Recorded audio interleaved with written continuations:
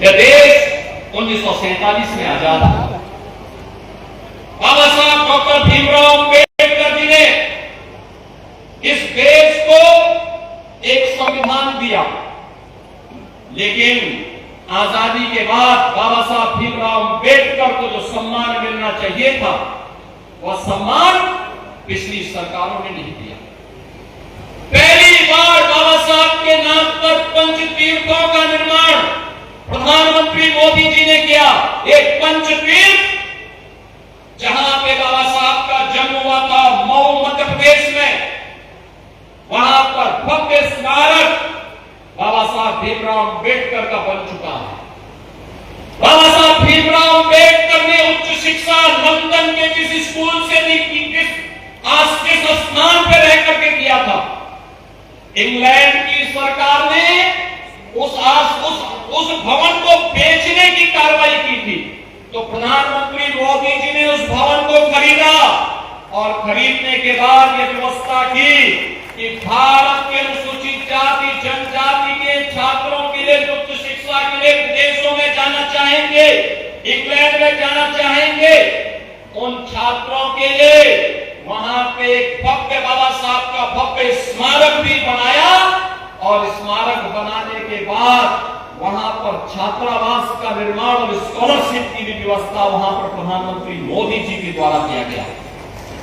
बाबा साहब ने उच्च शिक्षा के लिए बाबा साहब ने दिल्ली में रह करके अपना सार्वजनिक जीवन जिस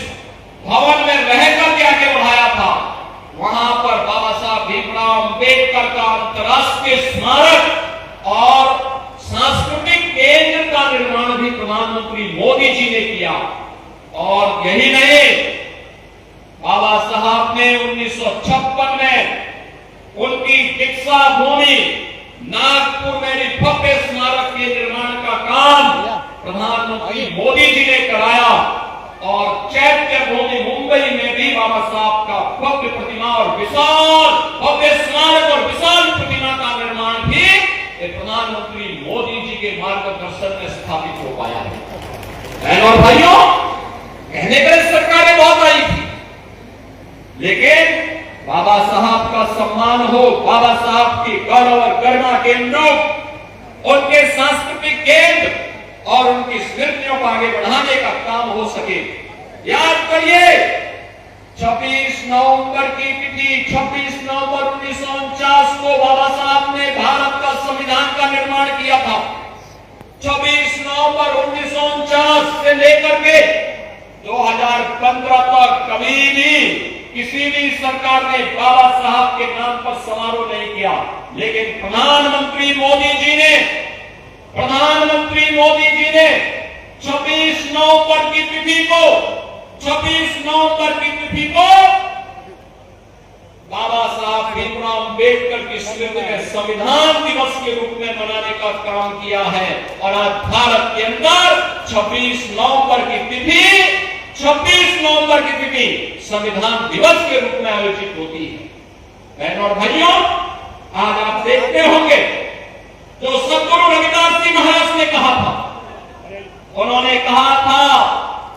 कि बिना भेदभाव के योजनाओं का लाभ मिलना चाहिए, 4 करोड़ गरीबों को देश के अंदर आवास मिलना, 10 करोड़ गरीबों के लिए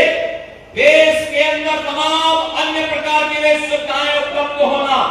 चाहे वह उज्ज्वला योजना का कनेक्शन हो, 12 करोड़ गरीबों के घर में शौचालय का निर्माण करने का कार्य हो,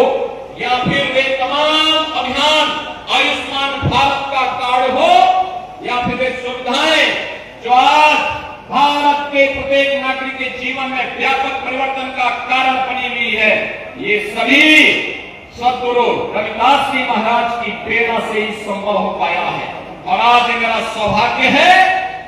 कि यहाँ पर पूज्य स्वामी ज्ञान विक्षुदास जी महाराज और पूज्य संत सद्गुरु समनदास जी महाराज ने यहाँ पे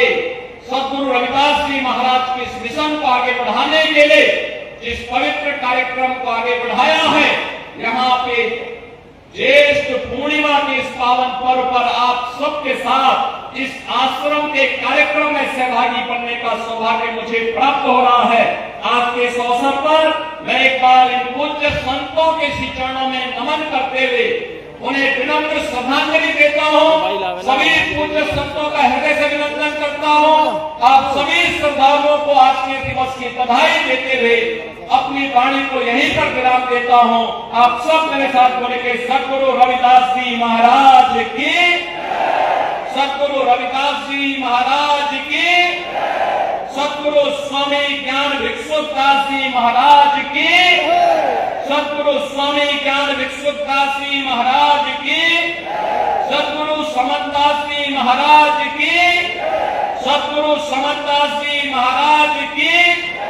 भारत माता की, भारत माता की, गंगे मैया की, गंगे मैया की। नमः पार्वती पते, हर हर महादेव।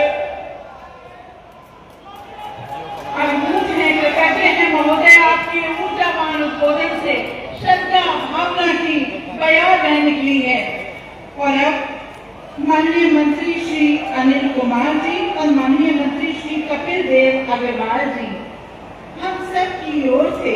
माननीय मुख्यमंत्री महोदय को स्मृति चिन्ह भेंट कर रहे हैं। और आप भी तालियों के साथ अपना आभार मंच तक प्रेषित कर सकते हैं। जोरदार तालियों के साथ धन्यवाद ज्ञापित करते हैं माननीय मुख्यमंत्री महोदय का, जिनके